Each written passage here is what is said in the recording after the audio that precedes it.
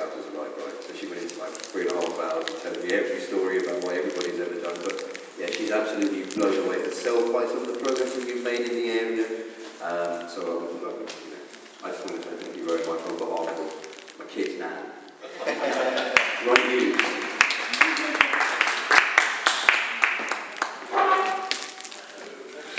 Thank you for revolutionary, that's good.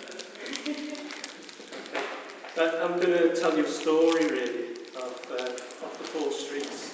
So I suppose the story is really how we go from near desolation to the almost surreal situation of being novice, eternal Christ.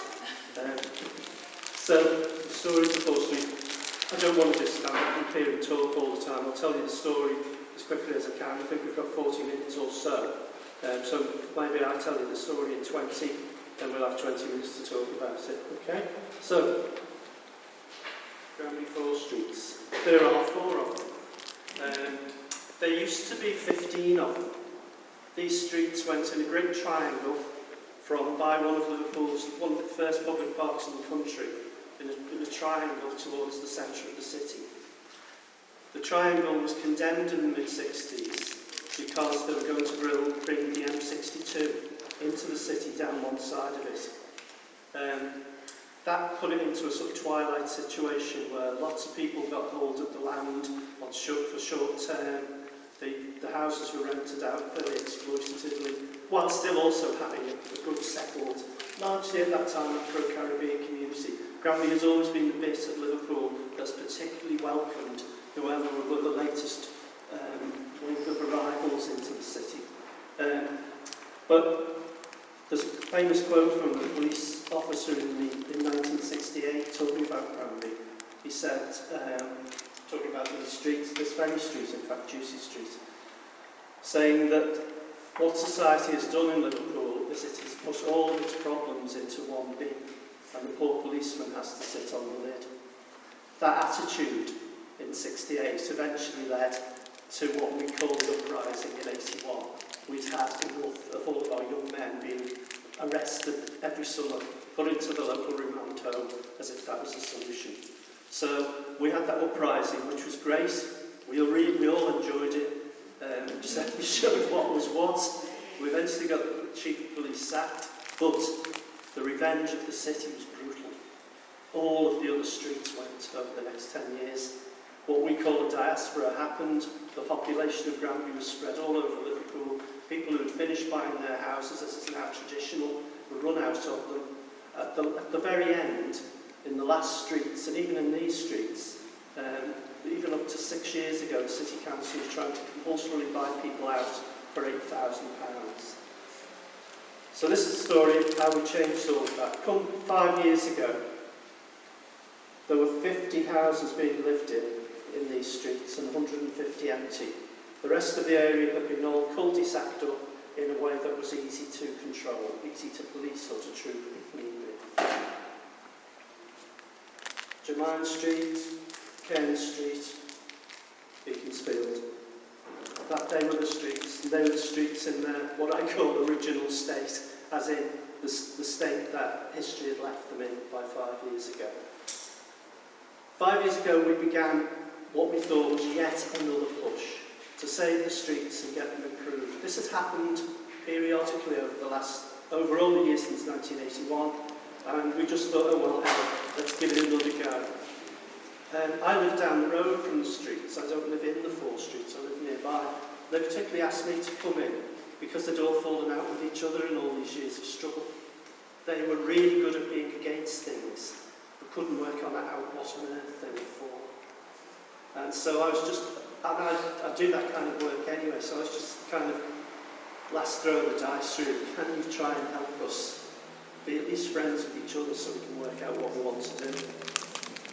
I started to have large gatherings of people to kind of work through the pain and the anger, to try and work out what it was we all wanted. And rather than do traditional old ways of these gatherings as they were happening, I decided to make a film, particularly so that all of the people around who weren't at these large gatherings and all of the people in Liverpool could start to see that there was something happening here So I want to show you this film now, one of several that we made as we went along. So this is a film of us right at the start, so it's about 4.5 years ago, and we have to change from this microphone so that the noise of the film comes out of that hole down there. So there will be a break in normal services. Okay.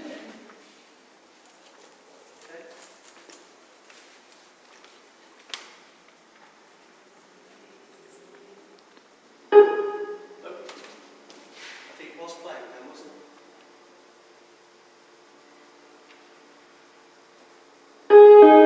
Granby, 4 streets, a sense of place. In early May 2011, 18 of us met in Granby to begin imagining the future of Granby. We looked first at getting from the past to now using film and photographs and memories. There were so many shops, the importance of shops making the place for it. For me, it was like growing up in a place where you had little Somalia, little Africa, little Pakistan, little Asia, little China, little Hong Kong, because it was so cosmopolitan that you literally only had to walk 2 blocks to hear a different language being spoken. For me, it was like growing up in a really, really special place, which I didn't realise was special at that time, because that was my world. The world was in Granby Street for me. We watched the area decline, come up again, and decline again, into degeneration. Services gone, and people saying, "What's going on here?" The place feeling disposable, and like it's sometimes used as an example of how bad things can get. Coming to now, we looked at what doesn't work, isn't working around here, and felt anger and frustration in the room that we've waited so long. Living amongst empty houses is cold and makes everything feel temporary.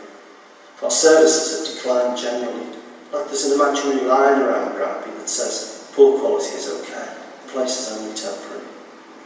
It's hard to think in the long term, like, should we buy that new boiler? Is it worth it? We looked at what's working.